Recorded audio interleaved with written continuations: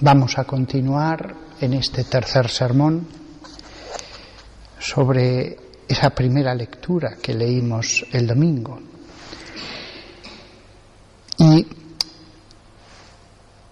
todo el sermón parte de lo que le dice Dios al principio a Salomón, que pide qué quieres que te dé. Esto es fantástico. Un Dios que lo tiene todo y que le dice a un pobre ser humano, pídeme qué quieres que te dé. Lo interesante es que esto nos lo dice a todos. Dios dice a todos, ¿qué quieres que te dé? Le podemos pedir cualquier cosa. Es verdad que Él después dirá, mira, en el designio que tengo para ti, esto no te conviene. A otros sí, a otros les dirá, sí, esto sí porque tú vas a ser rey, o vas a ser un artista, o vas a ser alguien muy poderoso por los bienes que te he dado. Una petición en una persona puede ser muy adecuada y estar suscitada por el Espíritu Santo, y en otra persona no. Pide qué quieres que te dé. Es algo maravilloso. Podemos pedir cualquier cosa. No hay límite. Después Dios, que sabe el camino que tiene pensado para cada persona, verá que hay cosas que convienen más, menos, otras no convienen en absoluto. Lo que pidió Salomón, lo repito otra vez, fue esto: da a tu siervo, por tanto, una mente que entienda para gobernar a tu pueblo. Y añade una segunda cosa, porque mucha gente piensa que solo pidió una cosa, sabiduría. No, él pidió una mente que entienda para gobernar a tu pueblo, capaz de discernir entre el bien y el mal. Le pidió esas dos cosas. Él sabía que muchos iban a ir a él en busca de consulta, en busca de consejo. ¿Qué es lícito? ¿Qué no es lícito? Él iba a ser, sentado sobre el trono, el hombre sabio que iba a brillar como una lámpara sobre todo su pueblo. ¿Qué es lo que tenemos que hacer? Había sacerdotes, estaba el sumo sacerdote, había ya escribas. Sin embargo, él brillaba por su propia luz. Colocado tan en alto, todo el mundo se dio cuenta de que en él había una sabiduría especial, no normal, no humana sino divina, capaz de discernir entre el bien y el mal, porque él iba a aconsejar a los que le consultaran, pero porque él iba a tomar muchas decisiones, muchas, y él quería hacer el bien, y según las decisiones que tomara, eso iba a tener consecuencias. Todas las acciones que hacemos tienen consecuencias. Pero lo primero que pide es esa mente que entiende para gobernar. Aquí vienen las palabras que dije ayer referidas al obispo, porque yo creo que aquí hay una gran enseñanza para cada obispo del mundo. Si alguien fuera un sabio que ha escrito impresionantes tratados sobre historia de la Iglesia o sobre una cuestión litúrgica, el máximo especialista en las anáforas orientales de los primeros siglos, si no es un hombre que tiene esa sabiduría para gobernar, no es conveniente que sea obispo. Lo que se le pide a él es que sepa gobernar. Hay hombres que lo saben hacer y hombres que no. Hay hombres que tienen suficiente para aprender y efectivamente hemos conocido el caso de obispos que al cabo de 5 o 7 años gobernaban mejor, han aprendido. Otros no, otros no tienen ese don y por más que estén no podrán gobernar. Otros de forma innata saben cómo gobernar a las masas, saben cómo resolver las situaciones individuales problemáticas. Y mucho mejor todavía, y aquí entramos en el caso de Salomón, cuando una persona tenga o no tenga ese don innato, tiene una sabiduría para gobernar que viene de lo alto. Eso no se puede aprender con libros, eso no viene por la experiencia. Hay personas que han recibido ese regalo de gobernar al modo de Dios. No ya como los hombres inteligentes que gobiernan países o administran empresas o rigen ejércitos, sino al modo de Dios, lo cual es muchísimo más alto. Si ya he dicho antes que hay hombres que ni siquiera con el tiempo desarrollarán la capacidad natural de gobernar, esto otro muchísimo menos. Ni siquiera el hombre que sabe gobernar a los hombres de un modo natural, a lo mejor nunca jamás tendrá esto otro. En Salomón hay una gran enseñanza para todos los obispos, oficio en el que debe brillar esta capacidad de gobierno. ¿Y qué le dice Dios cuando él ha pedido eso?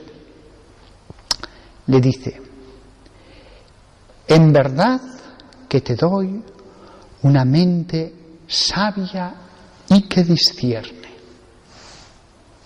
como no la ha habido antes de ti, y ninguno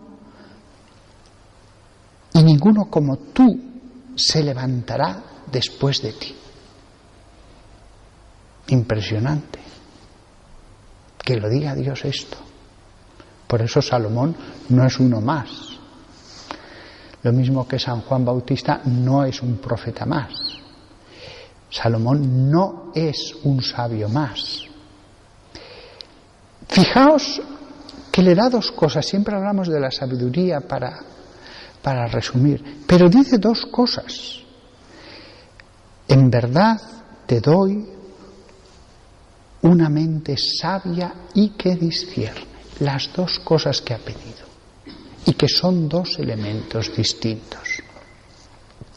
Sin embargo, Salomón había pedido una cosa, pero en realidad, una cosa que en realidad son dos, pero en realidad Dios le va a dar tres cosas.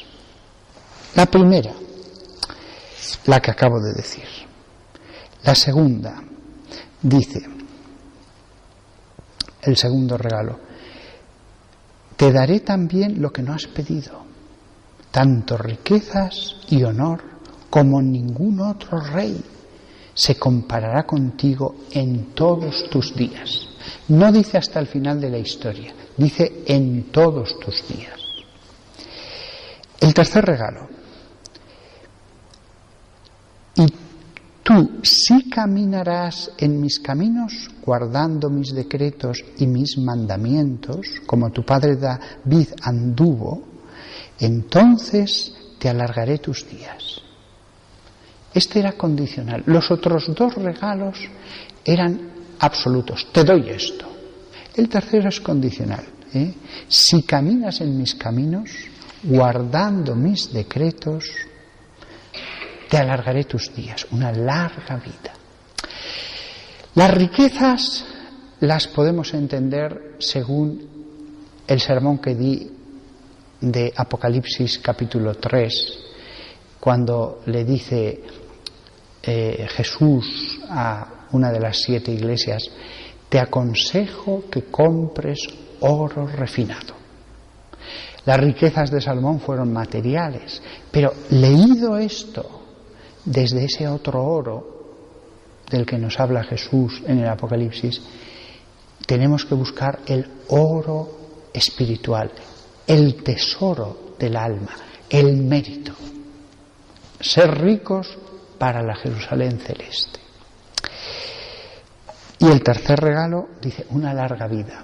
Aquí me vienen a la memoria las palabras de San Pablo cuando les dice, no recuerdo ahora cuál de las iglesias, que son niños y que tienen todavía que tomar leche. Es decir, niños en el conocimiento, en la experiencia de Dios, en la sabiduría. No, sois como niños todavía. La largura de vida como símbolo, la ancianidad, de la ancianidad de la sabiduría. De hecho, el presbíteros, en griego significa anciano, aunque sea joven, pero debería ser anciano en la sabiduría.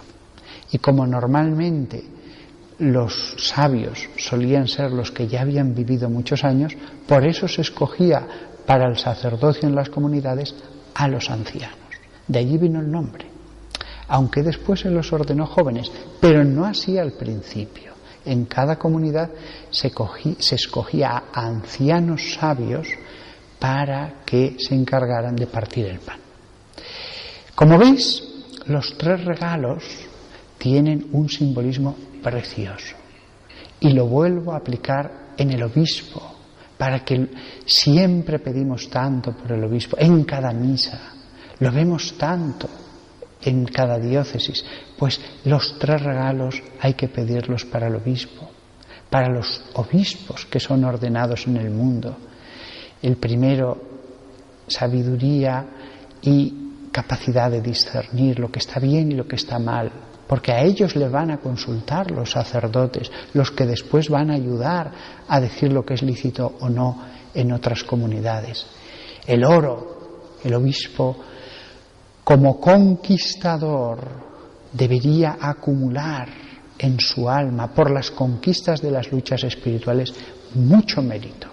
Entonces brillaría como verdaderamente un rey de la Nueva Jerusalén, ya aquí en la tierra. Esto no lo da la ordenación, no lo da la ordenación. Si, como dice Jesús en el Apocalipsis, si conquistas, es algo que tiene que ver con la lucha espiritual. No lo da la ordenación. Es el mérito algo completamente personal.